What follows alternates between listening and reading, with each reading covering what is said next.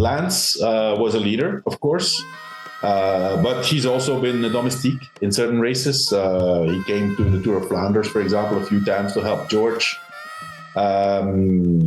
in his and other races where he was not in shape. He did what he had to do for the team. So, but usually, leaders are used to be in the leading position and that the team works for them. Pidcock is a leader. I would say for the moment, he hasn't shown yet that he deserves always the 100% leadership of the whole team. He hasn't won that many races after all. No, he only won 5 races on the road. Everybody, welcome back to the Move Plus, our weekly edition. I'm Spencer Martin. I'm here with Johan Bruyneel. We will fly through a few topics of the week before getting to listener questions. If you want your question answered, email us at info@wedo.team, and we will get to it the following week if we have time. Johan, the first thing I want to ask you about, I think last week on this show, we talked about Tom Pidcock moving to Q36.5. How that made sense, why that made sense. I think mere 12 hours after we published that episode, I get an email saying he's not going to Q36.5. In fact, he's staying at Ineos. I have questions about if that's really happening, if he's really staying. It seems like being pulled off the team bus the day before a race, a monument that you had a good chance of winning. I don't think you can come back from that. But what do you make of this? Is he staying at Ineos? What's going on? If he isn't staying at Ineos, where's he going? If not Q36.5. I'm still thinking the same, Spencer. I think there's negotiations going on. If it's true that he makes 4 million, and then I've read somewhere also, or I heard somewhere that he actually had a base contract of 4 million, but he had $1 million for every Olympic title also. So that it's that's 6 million already. Anyways, whether it's 4, 5, or 6, it's an expensive contract. And it's probably in British pounds, right? If it's Ineos, it's a British team, and he's Brit, so I don't see a reason why it wouldn't be in pounds. But any team which would be interested in getting him will not pay 4 million. That's a given, and I think that's the game that's being played now. Ineos, I think, wants to get rid of him, wants to get rid of the big contract, but maybe also about the rider, because we've also heard that there's some friction, or was some friction in the team, and so any team that has an open door for Pidcock, they will say, okay, we'll pay 2.5. Ineos, you paid 1.5.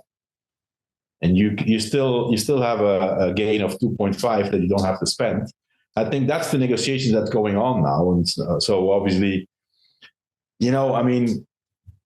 having him pulled off the bus on the way to Lombardy, I think that's a big one. And I can't see how that can be corrected. We've seen that there's been a big shuffle, or there's a lot of people coming and going.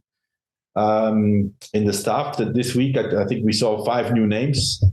One of them is Arvesen, ex-cyclist of Ineos, an ex-director and team manager of X. So he's supposed to be the guy who needs to be the head sports director and restructure the sports aspect of the team a little bit. I'm not sure it's going to be that easy, But I was surprised to see that they're bringing in all these new people. So obviously, there must be some ambition to keep going.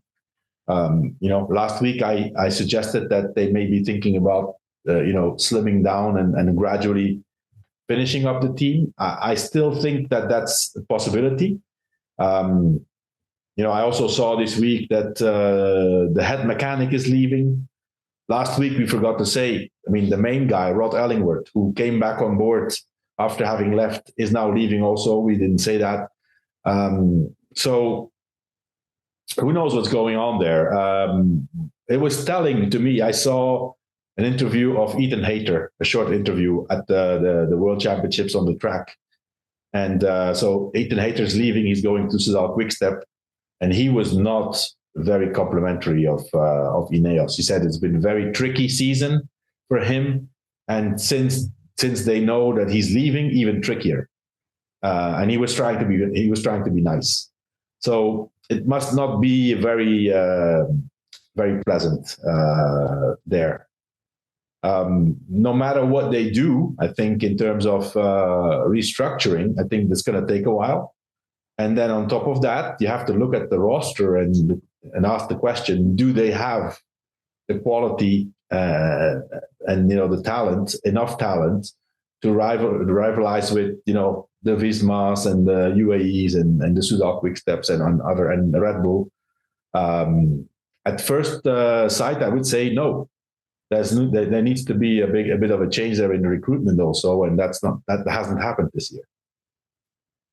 Yeah, I mean, before we even get to Visma and UAE, I mean, do they have the same level of talent that the Decathlon has? That's like, you just have to start picking off other teams before you even get to those teams. The thing about Ineos is I have to believe the level of talent is actually quite high. It's not at the same level as Visma, UAE, or even Red Bull. But this reset that they're doing, I think you mentioned it, they're bringing in 5 new staff members, kind of cleaning house. I don't know how much we can say there, but there will be turnover at the top. As you said, Rod Ellingworth left. They've kind of replaced that. Arvidsson's coming in as lead sports director. Sounds pretty similar to Steve Cummings' old role. So I wouldn't expect to see Cummings back, but 5 new people, they're changing everything about it. They say this is a quote, there's a renewed focus on specialized coaching and time trials, sprint and power development, endurance training, science, race strategy, aerodynamics, and technology development. My advice would just be copy whatever Visma is doing or in UAE, but UAE is a little bit different because they have the best rider in the world who can win whatever race he wants to win. But the blueprint's out there for you to follow it. It seems like they are giving it a real good shot. Like they've recognized that this isn't working. They're trying something. I also wouldn't close the door on them. Like, I think they're going to see what they can do this year. If it doesn't work, they always have the option to back out and do what you said last week, where they can kind of quit the sport. But they need like better results, and they probably need to do it with less money than they're really cutting costs at every level. The problem I see, Spencer, is the following. You bring in these new people, but I still can't see any designated strong leader. What I've heard is that there's a team of 7 people who makes decisions. For example, I mean, we've heard in interviews that the pulling of Pidcock was not a sports decision, but the superior management decision. And that these are the 7 people, and there's not many people there from within cycling. And I think that's there's not one strong figure like we had back in the days when Dave Brailsford was running the ship. He has a cycling background. He knows the sport. He knows people management, and he knows how to make decisions. I can't see that right now within that structure. So maybe I'm wrong, but from what I've been reading, I still think you can bring in whoever you want, but if there's not a strong leader who makes the final decision, then it's going to be a lot of people running around and nothing gets done, which, I have the impression that that's a bit the case now. There's a lot of talent both on the riders and on the staff, but if there's no straight line, then you're not going to accomplish a lot. I mean, at least that's what I see from the outside, but we'll see. It's a bit. I mean, the Pidcock situation is still strange. I mean, it could also be that Pidcock just says, "Hey, you know what? I'm just gonna bite through it. I'll take my money. I'll just keep doing what I like to do. Some classics, a bit of mountain biking, a bit of cyclocross, and get my big contract. You know what? I mean, that's a possibility also." Yeah, I don't want to come off as too much of a Pidcock apologist, but I feel like they can make it work. They can make this marriage work. He's so good. And I read this quote that was, when the deal was off, before it was off, they were looking for like a replacement rider to bring in. The question I would have is, you were putting that math out there, like they pay $1.5 million of Pidcock's salary for him to go elsewhere. That leaves them with, let's say, 2 or 4 million, potentially 5 million to work with. The big question I have is like, who would they be able to get for even that amount that would replace the output of Tom Pidcock? Unless you're getting Remco Evenepoel, it's not great. Even like, you're not getting Primos, you're not getting Jonas, you're not getting Tadej Pogacar. Like, who are you getting? So you might be better off just sticking with Tom Pidcock and saying, hey, like you had a pretty good year on the road, pretty good year on the mountain bike. You won your second Olympic title. Maybe we just see what we can do. Like, let's go back. Let's not have the expectation that you win the tour. In my opinion, Spencer, it goes beyond the whole situation with Pidcock. It goes beyond the sporting merits. We've seen. Of course, the Netflix series. It's not a real reflection of reality, but you could kind of get a glimpse that the guy is a strong personality. Must not be very easy to manage. There's a lot of big champions that are that way. But within a team, it's not always easy. So I think it goes beyond this, the sporting aspect. So let's see. Listen, it's right now he's still on the Ineos roster. If you look, he's still on the Ineos roster till 2027. And hey, he's in a great spot. He has the guaranteed contract, and there's a lot of other people waiting to receive him. So we'll see. We'll see what happens. Yeah, it's good to be Tom Pidcock. I think Geraint Thomas said essentially what you said about the leader, that with Dave Brailsford, at least a decision was being made, and it kind of is irrelevant if it's a good or bad decision. Like, decisions just have to get made, because if they don't get made, nothing can get done, and things stagnate. My big question for Ineos, you're a British team, you're looking for an identity. I'm now looking at the top ranked British riders from 2024. They have, in the top 10, there's 2 that are on Ineos, Tom Pidcock and Geraint Thomas.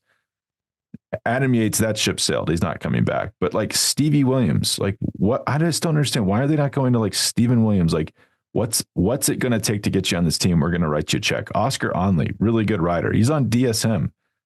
Like, Max Poole, he's on DSM as well. Like, why would these, Joe Blackmore, that guy is a stud, and he's on Israel Premier Tech with Williams. Like, that's the question I always have, is like, what is happening there? Like, how could you not be able to recruit the riders from your own country that are actually really good and producing at a high level on teams that you have to think would be offering them lower pay than Ineos? Hey everybody, I want to tell you about a new sponsor we have here at The Move, which is Here.com. If you've ever been frustrated with hearing loss, Here.com is exactly where you need to go. These guys are the real deal. They've got an A+ rating from the Better Business Bureau, a 4.9 rating at Consumer Affairs, and over 500,000 people are already loving their super tiny, super powerful German hearing aids. 500,000, that is a lot. And the glowing reviews keep rolling in. Take Jerry, for example. He wrote in saying that the in-home exam made everything so convenient, and his new devices are extremely comfortable compared to the old ones. Or James, who called working with Here.com a total win and said it's one of the best investments he's ever made. The best part, with insurance, flexible financing options, and 100% money-back guarantee, Here.com makes getting great hearing aids super easy. So if you're ready to stop saying what and start hearing the world again clearly, now is the time. So right now at here.com/move, not the move, our listeners can sign up for an exclusive 45-day no-risk trial so you can hear the difference for yourself. So what are you waiting for? Head to here.com/move. That's HEAR.com/move, not the move today to get that offer. All right, now back to the show. The next topic, Track World Championships were last weekend. I'm by no means a track. The only time I watch track is the Olympics, and I think this looks amazing. I should get into track cycling more often, and then I forget about it until the next Olympics, and I have the same thought, and then I always forget to watch the track worlds. But can you sum up? I know Jonathan Milan broke the 4K pursuit record. It's pretty amazing. He's doing that in his spare time, essentially. Like, he's a full-time road rider. He's just coming out to rip around the track. It actually shows you think of these guys as sprinters, but he's almost like a time trialist that it's just like has a really high amount of power for like 5 minutes. It says a lot about his potential. If you're a sprinter and you're able to be world champion, 4-kilometer individual pursuit, unfortunately, it's not an Olympic event anymore. I know. I don't know why. I crazy. can't. It's crazy. Yeah. It's the ultimate track effort for the endurance athletes, the 4-kilometer pursuit. But yeah, for Jonathan Milan winning the world title, beating the guy who in the morning or the day before, I don't know, I have never heard of him, but this British rider, young rider, he beat the world record first. So it was Filippo Ganna who had the world record. And then in the final, so he was actually faster than Jonathan Milan in the qualifications. And then in the final, Milan beats him. And so there's two guys in one day who broke the world record over the 4 kilometers, 3:59:15. It's mind-blowing, the speed. But it shows a lot. It shows the potential of Jonathan Milan. He's not just a sprinter. This guy can hammer like huge power for quite a long time. So that was amazing. And then for me, Spencer, the champion, the star of the World Championships was Harry Lavrijsen, Dutch sprinter. He got his 16th world title, 16th rainbow jersey in his career. It's the sprint. It's a sprint. It's a small pool of riders. Yes, it's always the same guys, but man, 16 times. That's just crazy. The power this guy has, and to see also. So he won the team sprint with Holland, with the Netherlands. They always win. Then he won the sprint, and then he won the kilometer, which is very, very different exercise than a sprint. Yeah. These guys are huge. They don't look anything like a cyclist. They look like bodybuilders. They're massive. There's when they go like in the 200 meters qualification, I think I've seen some numbers at 2,000 watts or something. Crazy.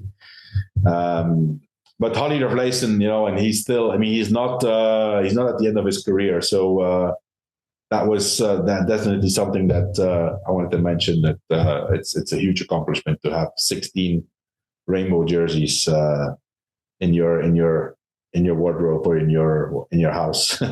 That's crazy. If you're asking why, if this guy can do 2,000 watts, why isn't he just someone should throw him out on the road? I had a friend who was on the US team for track sprinting. And he said when he was like at his track fitness, he would get dropped on local group rides, even on small hills. Cause you're just so big. Like these guys are massive and you couldn't get over any type of physical feature at that weight. On Milan, the guy's 84 kilos. So that's like almost 190 pounds. He climbs pretty well, which this starts to make sense. Like if you're climbing at that weight, well, it means you have an extremely high sustained power. And that is how you have the world record in the 4K pursuit, because you can hold massive watts for a significant amount of time. Mm-hmm. And then the last thing on Track Worlds, sadly, we should mention Chris Hoy revealing that he has terminal it's prostate cancer. Is that correct? Yeah.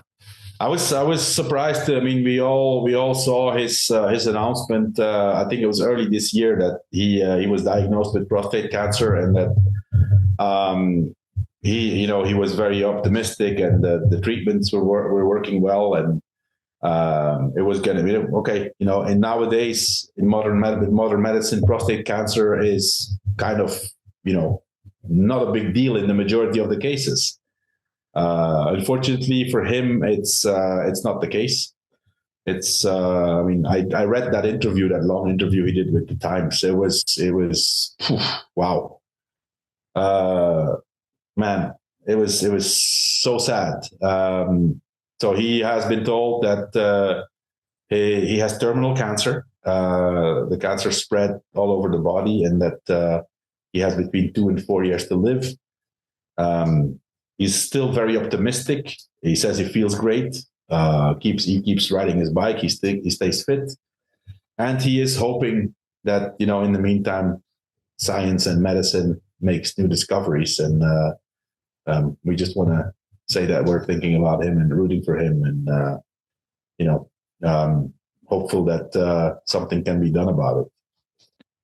Yeah, no, incredibly sad. I did see that the NHS, National Health Service, the prostate exam bookings were up like 700% since that announcement, which is good. Shows you that people are, that's like the silver lining, I guess, with any of these high profile, very unfortunate cases, that it sounds really stupid, but I don't I'm never like, I don't have to get a prostate exam. And then I see this and I think, oh my, I should go do that immediately.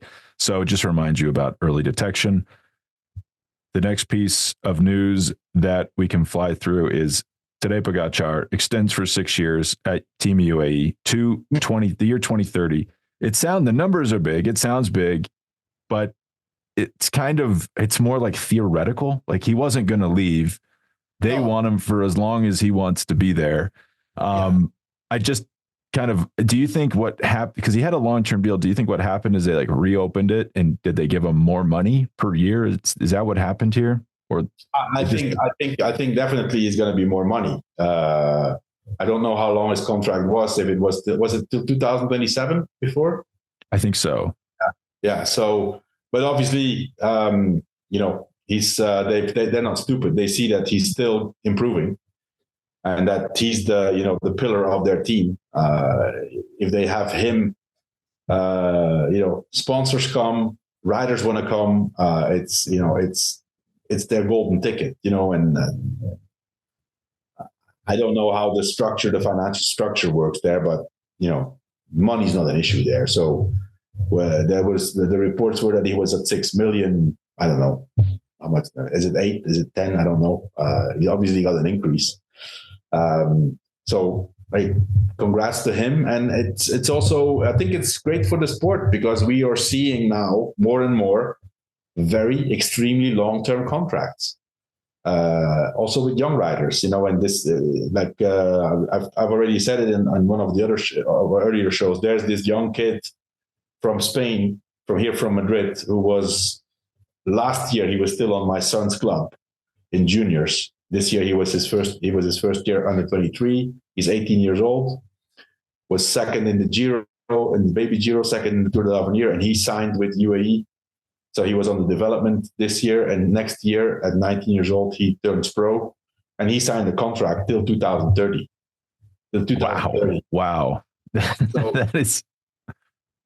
Yeah. So we've seen a few weeks ago, Wout van Aert signed a lifelong deal for as long as he wanted with Visma. Long-term contracts. I think, there's a few young guys in UAE also that have contracts till 2028. Morgado, Del Toro. These guys have long-term contracts. So I think it's a new trend, which, it's good. It's good for the sport. I mean, logically, it makes sense, because think of the bad cases, or I don't want to say bad cases, but where it's gotten complicated. Like, oddly, Ineos is the patient zero for almost all of these. Egan Bernal, like, just something that completely changes the rider profile. So like Egan Bernal's crash, Chris Froome's crash, which ended up with him leaving the team, and then Tom Pidcock. So Ineos seems to be the only example of a team where this doesn't work out. They have Pidcock through 2027, and that's part of the issue of why they're trying to eject him from the squad as quickly as they can, or were trying to do that. But if you set those aside and you assume that most riders will not suffer just like a horrific mid-career injury that takes them years to recover from, like, what, you're better off locking someone like Morgado in for a long time, because the worst case scenario is he leaves, or he's like, oh, I'm only on a 3-year deal. Like, I got to get out of here. Because they're probably going to be very good, and you'd rather be trying to get rid of them, like Ineos's Pidcock, than lose a rider. Like, I'm trying to think of, remember like Tom Dumoulin was at what was now DSM. I think it was Sunweb at the time, and they just, like, every rider would get good and then leave the team, which is like, maybe they were getting bought out and the team was happy with how that was working financially, but you're never getting another. Like, have they had it? They haven't had a Tom Dumoulin replacement. Oh, no. Yeah, so that is the worst case scenario there. I think this makes sense. I mean, in the Wout van Aert lifetime deals are kind of popular in the US. You'll see like coaches sign a lifetime deal and then like 6 years later they're coaching for another team. So there are ways out of these. But this is what Pogacar has with UAE is essentially what, and also Van der Poel with Alpecin. These are essentially lifetime deals. Yeah. Yeah. And if anyone wants to change their profession, like I'm younger than Geraint Thomas, so maybe there's still time. But if I want to be the best rider in the world, like what do you think he's getting paid per year, if you had to guess? I'm going to guess 8 million for his new contract. That's my guess. €8. So like that'd be like 8.5 US probably. Mm-hmm. And he's worth it. That's the crazy thing. You look at his production, he's producing what entire teams are doing. Yeah. Yes. It's and on top of that, this is a team where, there's an unlimited financial resource. So it's just the sheikh who writes a check. So yeah, I mean, it's everybody wins, and the team wins because and the teammates win because knowing that you have such a strong rider just brings up the level of everybody. Yeah, I mean, it's clearly. I was just going through the tally of World Tour points in 2024. So last year, UAE won the world. They cared a lot about it, and they won the World Tour team rankings, points rankings. They won it by a small margin, like let's say 1,000 or fewer points. This year, they won it by 17,000 points. Third place was Soudal-QuickStep with 18,000 points. So the delta between UAE and Visma was almost what Soudal's entire points like collection was, and they were thirds. So that shows you like the turbine's going, like they are producing a lot of points. It's not just, I mean, the thing is, it's not just Pogacar. Pogacar is obviously the big guy. He's the number one in the UCI also. He has double the points of the second guy, which is crazy. It's crazy. But, they have a lot of other riders who have scored points, and 81 or 82 victories in total. Pogacar won 25, so they have 56 other wins. 45 other wins. Or 50. Yeah. 55 other wins, yeah. And I know like Hershey's leaving. We'll see how that goes. But I am actually convinced that being like, let's say Joao Almeida, I think you could say, oh, that's not a good place for him because he's always going to be overshadowed. There's people in front of him, but it's not a terrible place to be because you can really thrive in that role. And I'm convinced he's producing better there than he would if he was a leader on, I don't know, decathlon or something. Yeah. And there's a lot of other races where he can be the leader, Yeah, like Tour of Switzerland. I'm just looking at a few things here. Wout van Aert training fully again. I know we just mentioned him. I actually was. I'll be surprised. I was surprised how long it took him to get back after that knee injury. I mean, it must have. It was not. He was also not in a hurry. I mean, the season was finished. True. So I think he really took care of healing properly. The injury, the knee injury, was apparently quite severe. And so now I see. I mean, I'm seeing his publications and on Strava and on social media. So he does really good rides. So at least now the question is, what is he going to do with his cyclocross season, right? Is he going to race cyclocross? How many is he going to race? The thing with these guys like Van Aert also, they have huge contracts with their team. So, doing the cyclocross financially, it makes no sense. They don't need to do it. Even if they get paid, they get paid good money, but maximum it's going to be, I don't know, 20,000 per race. If he does 7-8 races, it's not going to make a huge difference for Van Aert if Van Aert is a guy who's paid 3 to 4 million. Yeah. Is that cash-free cash, though? I don't know. Asking for a friend? I don't know. But, IRS turn off this. I'm pretty sure he's going to do cyclocross because he loves it and it's part of his preparation. But, he's not going to focus on it fully. And he doesn't need to also either. He can be top and he can win races without being 100%. If Van der Poel is not there. but Van der Poel is the same. We don't know if he's going to do cyclocross. If he does cyclocross, is he going to be top? I mean, listen, if Van der Poel and Van Aert are there, it's a different league. There's two types of cyclocross: the ones with Van der Poel, Van Aert, and Pidcock, and then the ones without. Right now I've been watching a few without. The first ones, they're quite entertaining. It's very, very tight, and you never know who's going to win. But when they're at the start, you always know who's going to win. So, Wout van Aert, I think, I hope that he can have a good winter and prepare properly and have a spring campaign without any issues, because he deserves that, Yeah, I kind of think this is nice time. I think this is perfect timing. Remember he had this slim down cross schedule last year, and people won't remember it because he was injured for like 95% of the road season. But he looked good. I thought when in between injuries, he looked quite good this last year. Like, especially think of the Vuelta, like that was close to the best we've ever seen him. And no one will remember it because he crashed out, but he probably would have won the points and the KOM jersey, which is pretty impressive. Yeah. So I think for him, especially he's now in his 30s, right? He's 30. And that's like, let's let some of that cross go. Let's focus on the road. We don't have many years left here in Belgium now. There's a lot of speculation. It's completely non-bike related, but there's famous program, The Masked Singer. I don't know if you have that in the US. We do. The Masked Singer, and so in Belgium, it's a squirrel. It's a squirrel that comes on the scene, and then a famous guy comes out, or famous person comes out. So there's a lot of build-up. Apparently, he's in one of the next shows. He's the Masked Singer. So I'm curious to see what he's going to sing.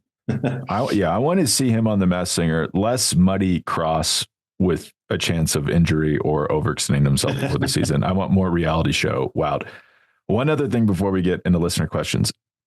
People will forget, but Remco Evenepoel was rumored to be going to Red Bull just weeks ago. Mm-hmm. Didn't go. Things seem to be good at QuickStep.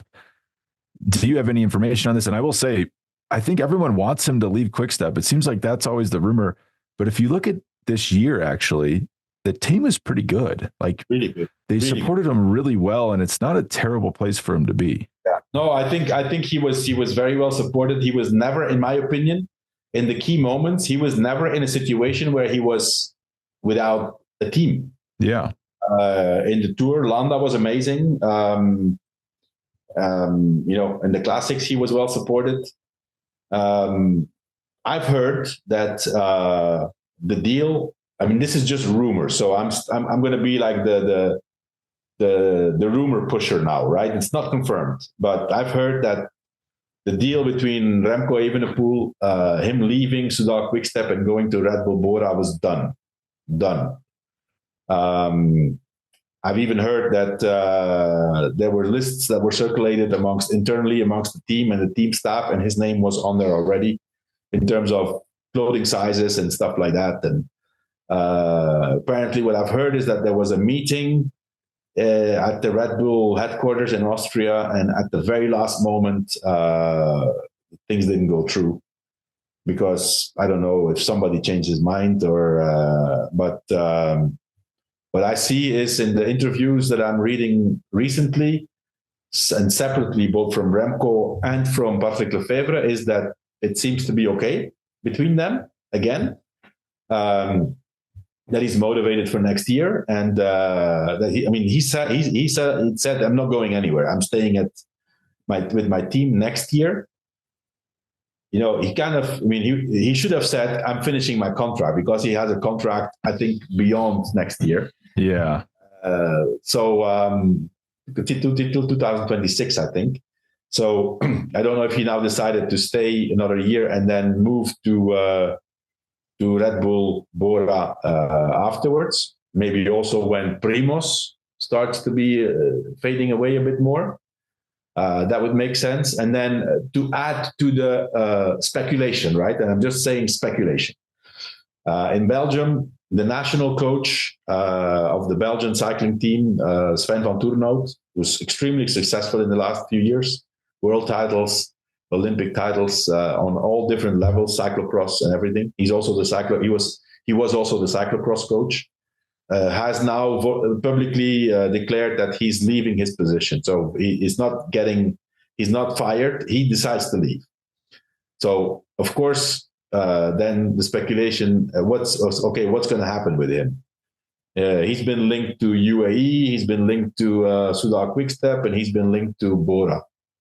The latest rumors in the Belgian media is that it's probably going to be Bora, Red Bull Bora. So Sven van Toornout would make the move there to be, I don't know, is it the lead or the performance director or the head sports director or what? I don't know. And then on top of that, he does have an extremely good relationship with Remco. So that could be, the first step. Van Toornout makes the move to Red Bull Bora, and then in 2026, Remco does the same.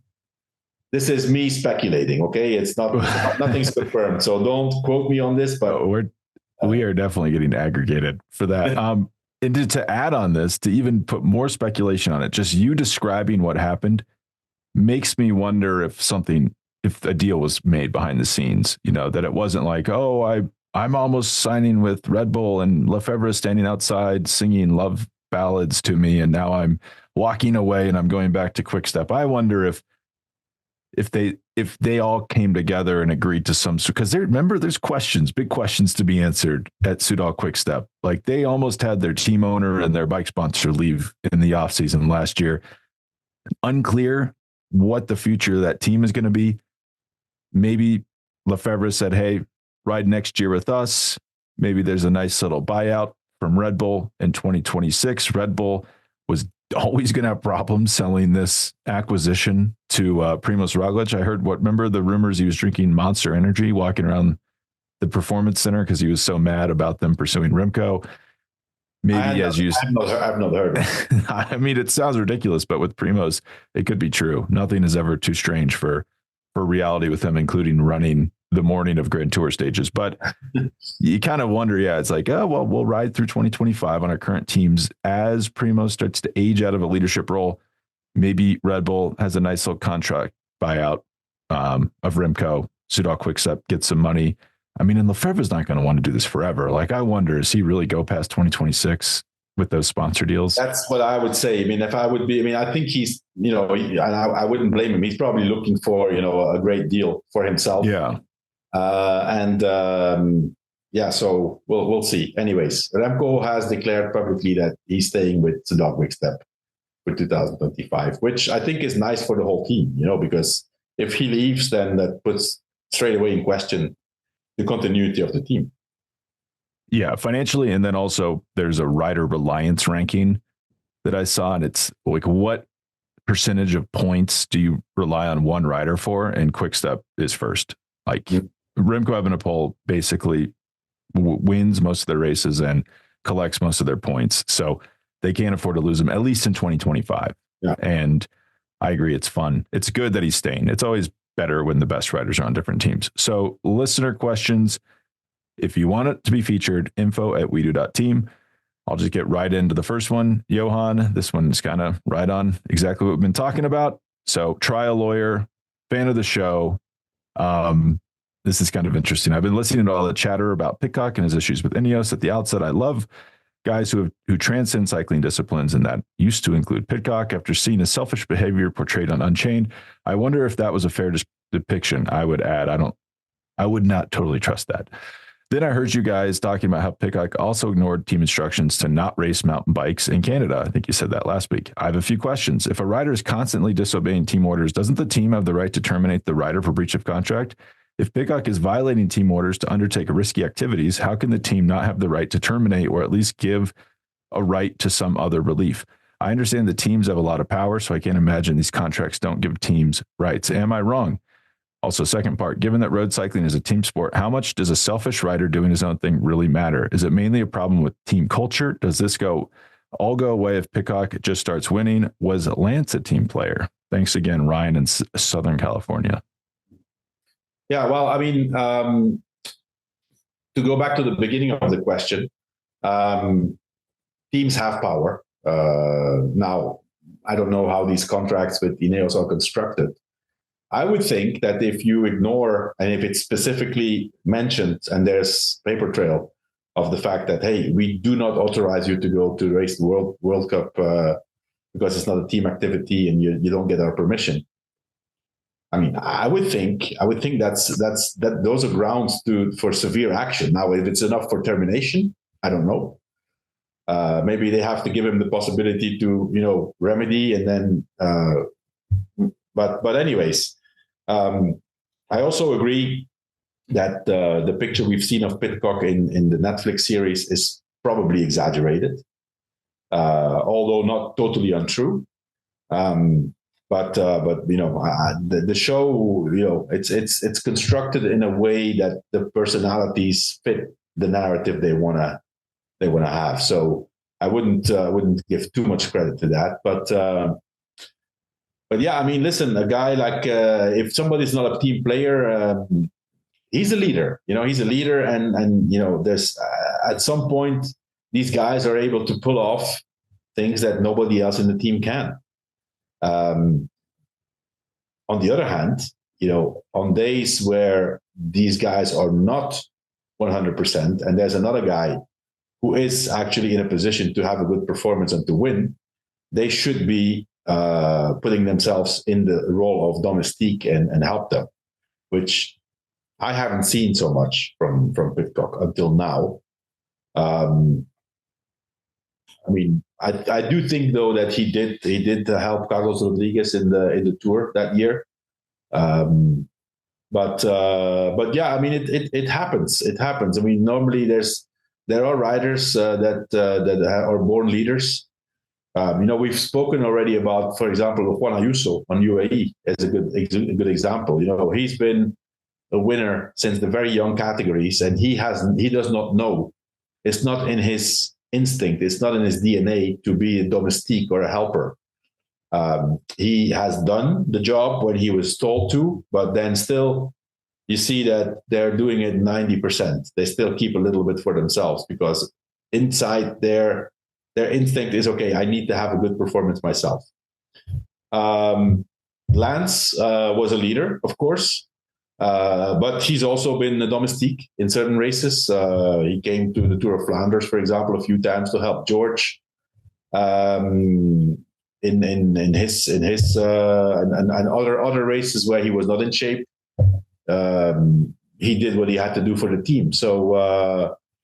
But usually, leaders are used to be in the leading position and that the team works for them. Pidcock is a leader. I would say for the moment, he hasn't shown yet that he deserves always the 100% leadership of the whole team.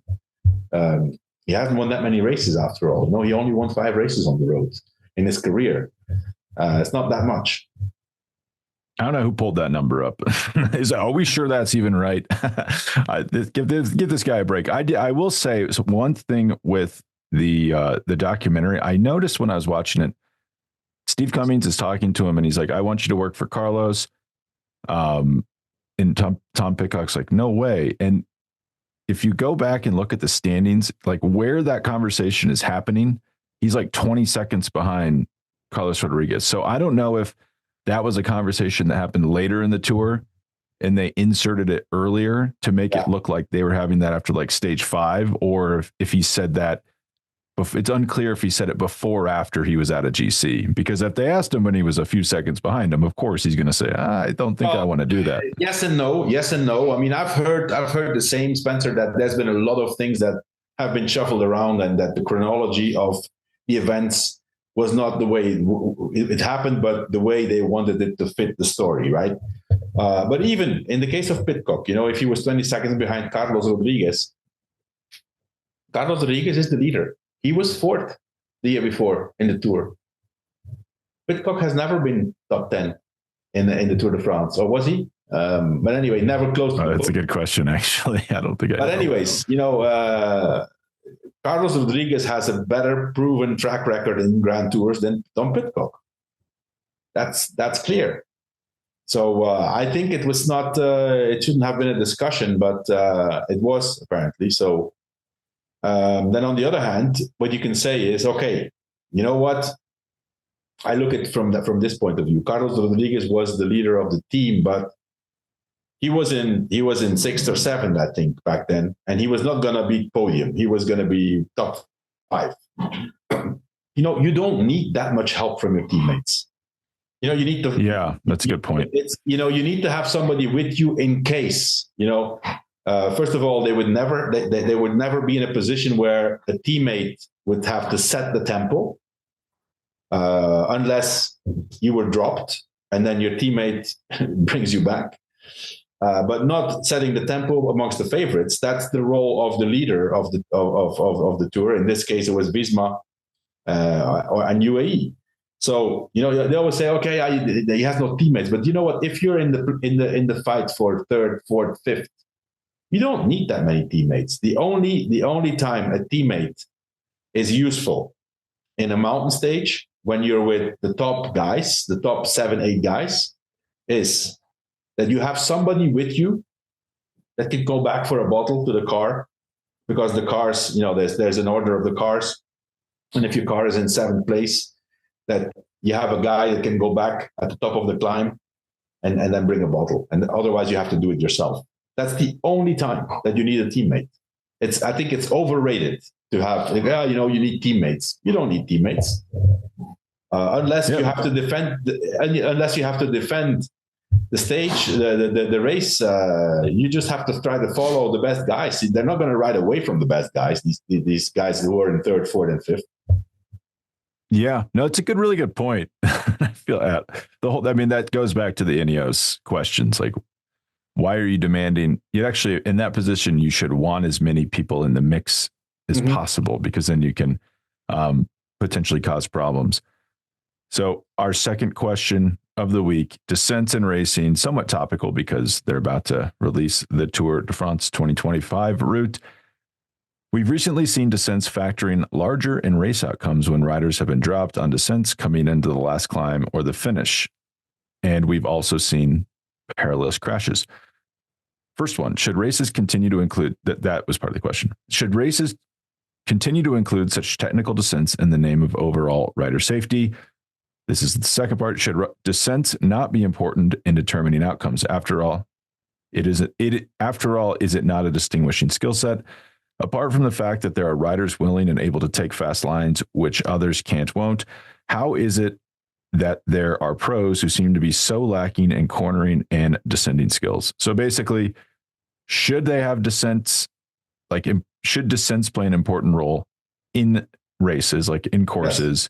And how are some riders so bad at descending? Yes, descents are always going to play a part. If you go up a climb, you have to go down. They're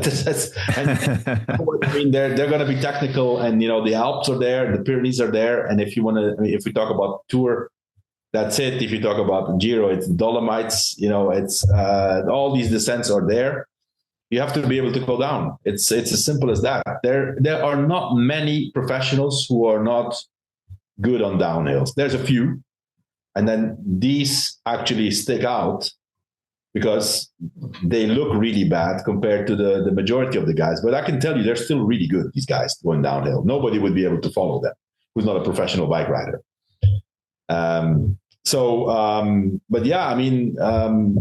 Descents are going to be there, and they're always going to play a part. You can, if you're a really good climber and you can't go downhill and you lose 2 minutes on a downhill, when that sucks, but that's it. Now, if you ask the question, should the finish be after a descent?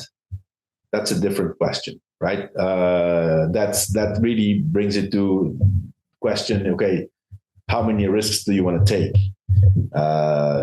Sometimes they go up a climb and then they go down, and the stage finishes in the town after the downhill. I'm not saying that it should be forbidden, but the way cycling goes, and they're going faster and faster, risks are taken. But it's been like this for. If I think back now, I did all my Tour de France's without the helmet, and we raced down those descents, and there was finishes down the hill. It's part of it. It's part of it. I think descents are there. They're as tricky as racing a classic. If you would see what happens in the Tour of Flanders, in those descents from those murs, or in Paris-Roubaix, the lead up to the Arenberg forest or whatever, other cobble sections. It's crazy. It's the same dangerous. Descents are there and they're going to be there. I'm not in favor of having stage finishes at the end of a descent, though. Well, I guess on that, you and Lance hate it. Lance hates descent finishes more than anyone in the world. He thinks everything should be a summit finish. I guess the first problem with that is summits usually don't have towns. Who pays you to finish? Towns do. So unless you're finishing at Alpe d'Huez, you kind of need to get to a town if you want finish town money. But then also there's summit finishes are hard logistic wise. I don't know if they can do every mountain stage to fit. It's much easier to finish in a town. Obviously each descent is more or less dangerous than another one. You'd hope they would pick the safest descent they possibly could to get into a town. Sometimes it feels like they don't, but just the logistical battle of summit finishes means that sometimes they do have to have finishes in the town. And then from a sporting perspective, think of stage 4 at the Tour this year. If that finishes at the top of the Galibier, it's like a 6-second gap from Pogacar to Vingegaard. But because they go down the descent, I think they're quite interesting, especially a fast non-technical descent like that. I thought that was quite fun to watch. Answer, that's a technical descent. Well, it's a fast descent. It's not like coming down something in the Pyrenees where you're not able to go as fast. But I mean, actually, but then the reverse is, remember Sierra Nevada, the Granada stage at the Vuelta, where Moss gets a big gap and then he gets reeled in because it's such a wide open descent that he can't hold off the group.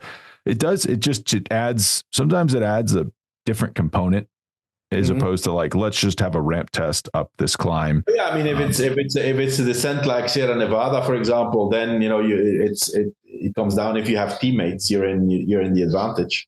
Even if you get dropped a bit, but you lose a few seconds, but you can have a teammate with you. You're at the end, you're gonna make it back. I mean, you can't always have finishes on top. I think usually I think the mythical climbs should finish on top. For example, if we think back on the stage that Wout van Aert won over the Mont Ventoux twice, I would have preferred that the stage finished on top of the Mont Ventoux rather than going down the Ventoux and finished in, I think it was in where was it, in Bédouin, or I don't remember where it was, Malocène, I think.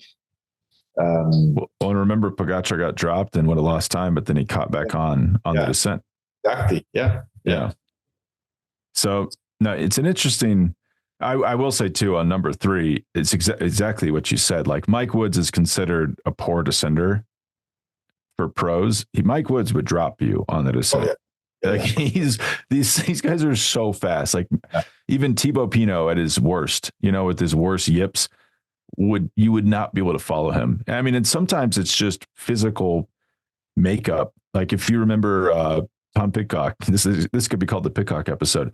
When he won Alpe d'Huez, his descent when he passed Chris Froome, which was the Galibier, by the way. Oh yeah, that was that the same side, or was it exactly? It was. Yeah. He's going just the way he's able to sit on a bike because the way he's built versus Chris Froome means he can go through the corners so much faster. Pidcock is phenomenal in the downhill. Don't try to copy that ever. That's never going to work. And Chris Froome's a good descender. No, he's not a bad descender. Descender. So sometimes it's just the way a rider is. Then, to finish it, why are some pros bad descenders? I mean, some of them have had crashes that, they're there in their memory. And some people don't get over it. Some people don't get over a bad crash in a downhill, and it's always present in their mind. And it's just, that fraction of a second that they don't have the confidence, makes you a bad descender. Yeah, probably more of it's mental than you think. And you have to remember the margins here. Losing a few seconds on a descent actually wouldn't seem like a lot if you were just out descending with someone, but things get blown open because at the bottom of the descent, gaps open. So they're probably all closer than you think, but it just shows up when mistakes are made. There's 2 more questions, but we'll do them next week. They're kind of complex, and I don't want to overload this show. Do you have anything else to add, Johan, before we take off? No, that's it. I guess we're going to be back soon for the Tour de France route announcement. So stay tuned for that. Is that on Tuesday next week? It's on the 29th. So yeah.